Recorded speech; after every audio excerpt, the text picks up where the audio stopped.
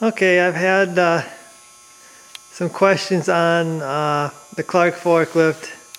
One guy wanted to know some part numbers of the ignition parts, and here's the cap. Conquest part number 511530, I believe that's what that is. That's the distributor cap, and then the points you've got right there.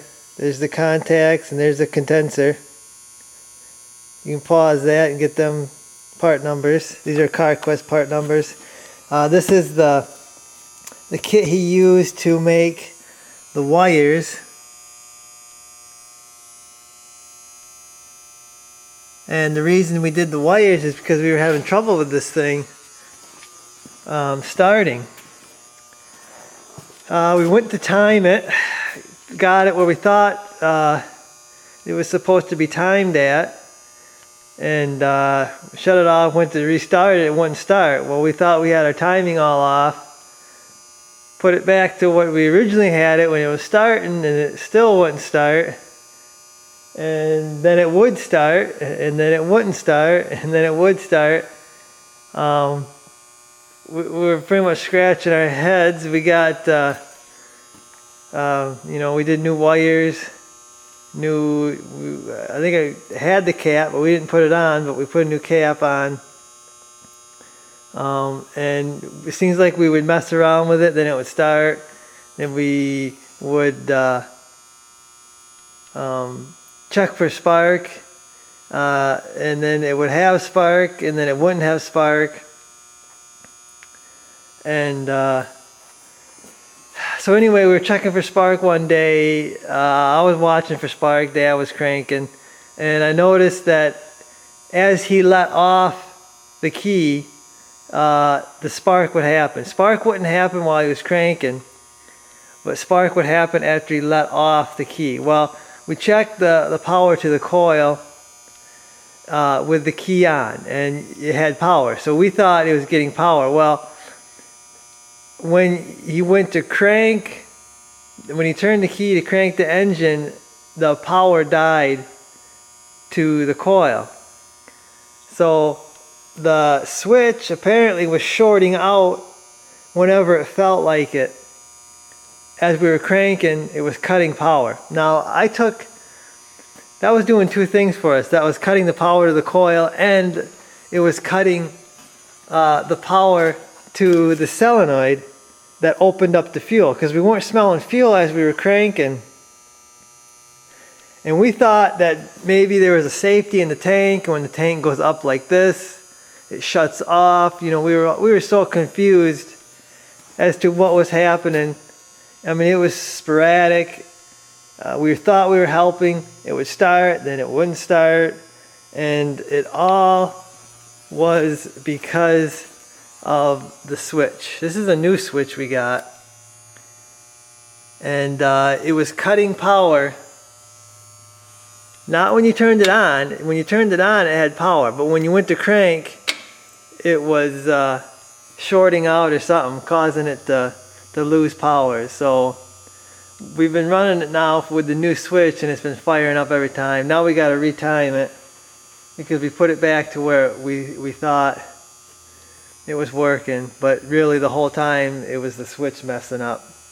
I guess I can pull that cover off and let you look at the switch. There's actually 4 terminals on that switch. You've got it has an accessory.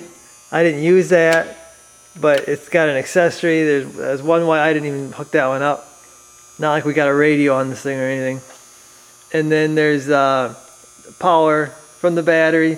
You got a power to the starter, and then you got a ground. So there's really only 3 things that I had to hook up, so it really wasn't that complicated. I threw the plug away. The plug could have been the problem too. Could have been shorting out inside there because it was pretty bad looking. I just cut it out, put my own terminals on there. I'll show you here. And there's the inside of the switch there. I had to use a big washer here. because they don't have that size switches anymore. This is an idiot light for the oil pressure gauge. That's why it's not hooked up, but I got the rest of them hooked up here. You can see, yeah, seems to be working good now with the new switch. So we'll probably get it timed here where it's supposed to be now that we know it's what the heck the problem was.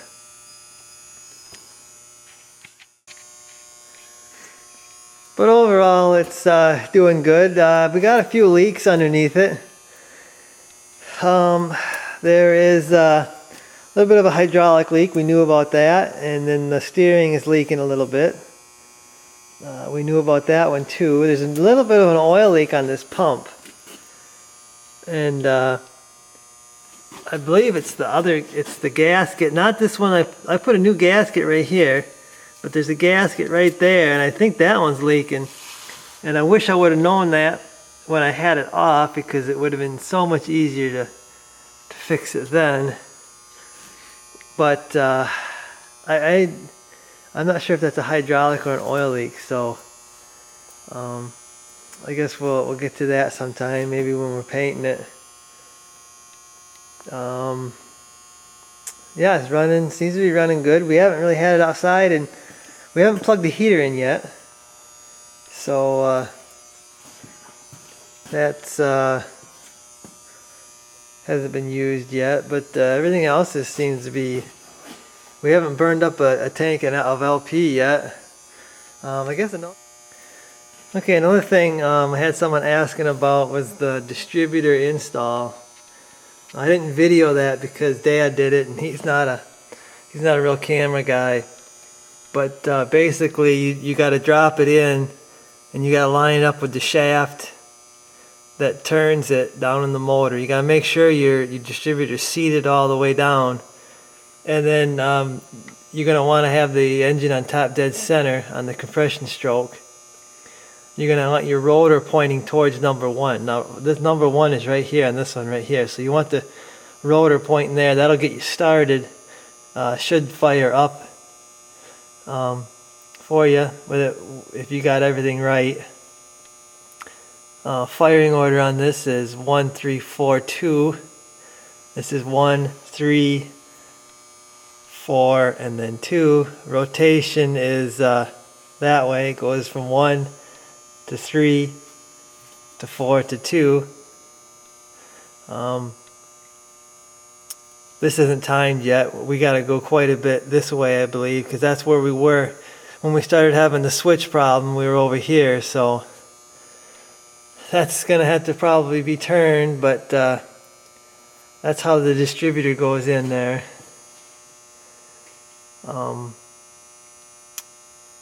Probably going to put a few more hours on this thing and do the first oil change. The oil looks new yet. I don't know if I can pull that out and show you or not, but you can see that'll